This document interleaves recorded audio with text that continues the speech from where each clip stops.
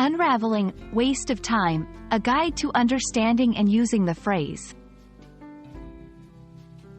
Hello everyone. Today, we're diving into a commonly used English phrase, waste of time. This phrase is often heard in conversations, but what does it really mean? We're here to break it down for you, so you can understand and use it confidently in your English conversations.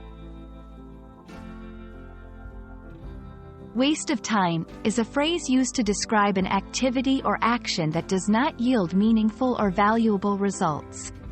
It implies that the time spent could have been used more effectively or productively.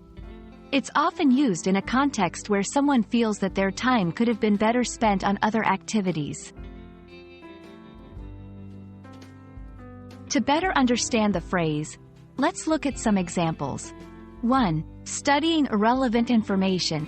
If you're studying something that has no relevance to your goals or interests, it could be considered a waste of time.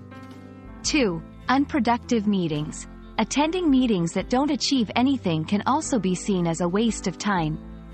3. Endless scrolling on social media. Spending hours scrolling through social media without any specific purpose can be a waste of time for many. Here are some examples of how you can use waste of time in sentences. I felt that the meeting was a waste of time because we didn't accomplish anything. Studying this topic is a waste of time for me since it's not related to my major. Watching that movie was a waste of time. It was neither entertaining nor informative. It's important to understand the cultural context when using this phrase.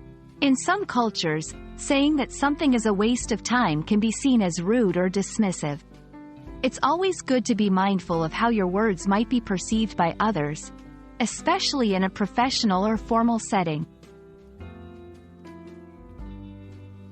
We hope this video has helped you understand the phrase, waste of time, and how to use it effectively in English.